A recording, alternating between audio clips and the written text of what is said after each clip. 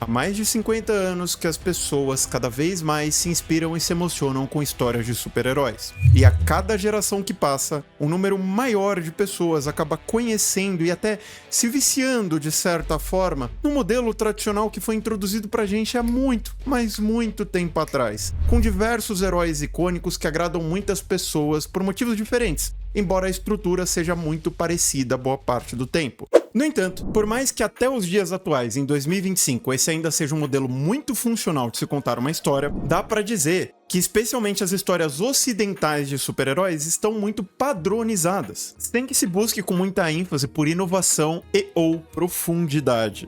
Não por menos, quando a gente vai no cinema, vê Thor ou qualquer coisa do tipo, a gente encontra uma comédia muito besteirol boa parte do tempo, ao invés de lore muito aprofundada, dentre outras coisas que a gente tinha no passado, quando eu era criança, nem faz tanto tempo assim, não é mesmo? E é justamente por isso que hoje a gente vai falar de Tube Hero X, uma história sensacional que já foi introduzida para vocês aqui no canal, embora eu não tenha explicado o porquê cada vez mais pessoas têm considerado Tube Hero X a melhor história de super-heróis da atualidade. Então esse vai ser o foco deste vídeo em específico, enquanto eu trago curiosidades que você talvez nem espere que eu traga.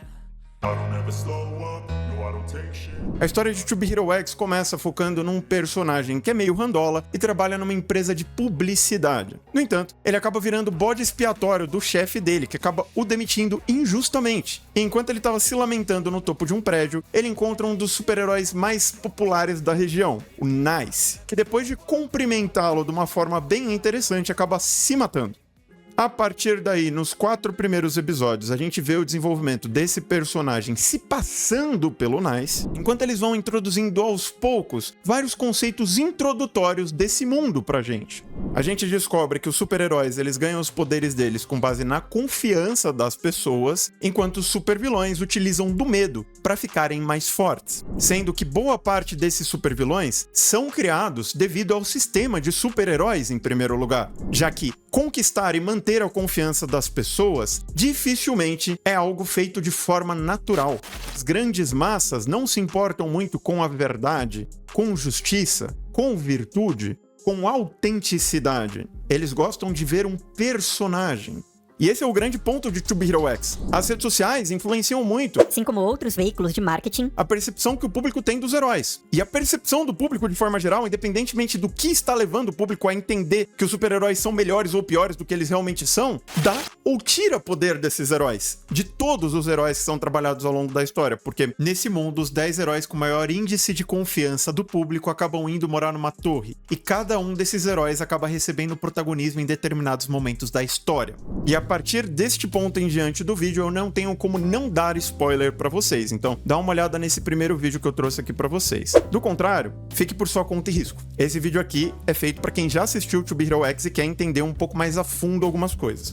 Mas enfim, logo depois do novo Nice virar o 10º super-herói mais popular ali, ele se mudou pra torre e encontrou a amada dele. Só que antes deles se beijarem, um outro herói chamado Esou matou a menina, aparentemente. A gente não tem certeza se ele matou mesmo, o porquê que ele estava fazendo aquilo, como o Nice vai reagir, embora eu acho que eles vão tretar. E aí já entra o primeiro ponto muito interessante de Tube Hero X. Eles conseguem fazer uma série pra TV com cliffhangers, pontos de virada, reviravoltas, logo no finalzinho do episódio, pra te deixar empolgado, animado, preso na história até o episódio da semana seguinte. Eles fazem isso de forma espetacular.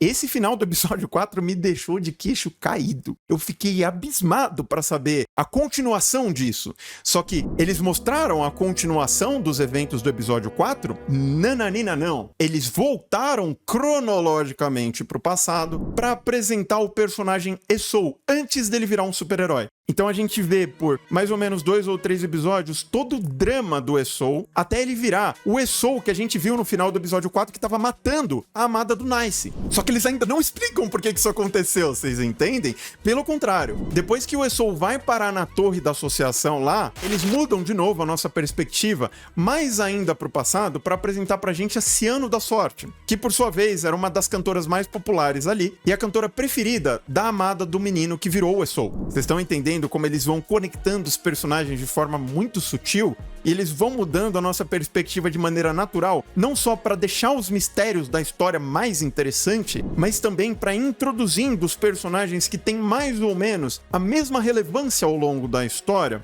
Conseguiram entender isso, né? Então não esquece de deixar o like, porque eu ainda tenho muito mais coisa pra falar. Eu acho que esse vídeo, neste momento aqui, já tá merecendo o seu like se você realmente gosta de To Be Hero X. Mas enfim, a partir desse arco da Cena da Sorte até os momentos mais atuais do anime, a história vai se encorpando cada vez mais, respostas vão sendo dadas, muito mais perguntas vão sendo levantadas, a conexão entre os personagens vai fazendo mais sentido, enquanto novos personagens que ainda não tinham sido apresentados pra gente vão sendo apresentados aos poucos, sendo que esses personagens literalmente são os protagonistas da própria história. Então não é uma história que foca apenas em um protagonista, muito pelo contrário. E a história da Ciano da Sorte, gente, é muito legal. Assim como a dos dois heróis anteriores, a história da Ciano da Sorte é muito mais interessante do que muitas pessoas pensavam. E ao contrário do que muita gente esperava, é 100% em 2D. Eu vou explicar pra vocês já já o porquê que isso acontece, muito interessante.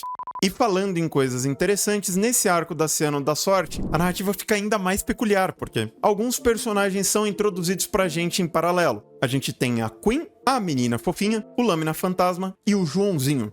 Então, do episódio 8, mais ou menos, até o episódio 16, mais ou menos de 2 em 2 episódios, a nossa perspectiva vai mudando. Porque a história desses personagens, num tempo passado, anterior à história do Esou e anterior à história do Nice, elas se conectam de uma forma muito mais cadenciada e muito mais intrínseca também. Por exemplo, por mais que o protagonismo continue mudando da Ciano da Sorte pra Queen, a gente acaba vendo, sob perspectivas diferentes, o porquê que as duas viraram melhores amigas em um dado momento da história das duas. Da mesma forma que a menina de cabelo rosa e o Lâmina Fantasma não se gostam, porque a filha do Lâmina Fantasma que aparece na história do Lâmina Fantasma é a melhor amiga da menina de cabelo rosa. E por consequência, também ganha muito destaque na história da menina de cabelo rosa, que se conecta diretamente não só com a história do Lâmina Fantasma, mas também com a história da Queen, da Ciano da Sorte e até mesmo do Joãozinho, que nesse meio tempo já ficou amigo de todos eles. Então, do episódio 1 até esse presente momento, do episódio 16 que eu tô gravando pra vocês, a história de To Be Hero X tem apresentado pra gente um entretenimento pop de altíssima qualidade e com uma narrativa diferenciadíssima. Porque, primeiro, eles usam muito bem uma ferramenta muito difícil de usar, que é conhecida como protagonismo compartilhado. Não tem um protagonista nessa história, tem 10 protagonistas nessa história. EA Sports. It's in the game. Por mais que em histórias como To Be Hero X, a execução, Ou seja, o que torna a história divertida, seja mais importante do que a estrutura, que no caso é a qualidade da história em si, a história de To Be Hero X tem muita, mas muita qualidade. E não só pelo jeito que eles contam a história, mas pelo significado por trás de muitos dos eventos, pelo significado por trás do passado de cada personagem que vai ganhando protagonismo nessa história. Ou seja, os primeiros 4 episódios focados no Nice introduzem e desenvolvem algumas críticas sociais muito pertinentes para nossa vida, para a vida real. Por exemplo, as consequências dos exageros do sistema capitalista, o fato do marketing ser uma faca de 2 gumes que pode ser usada tanto para fazer coisas boas quanto para enganar e manipular as pessoas. O como a necessidade de manter as aparências pode estressar as pessoas, isso pode acabar fazendo com que elas virem super vilãs, entre várias aspas, e o como as pessoas são volúveis no final das contas. afinal a massa de manobra tem memória curta, dentre outras coisas.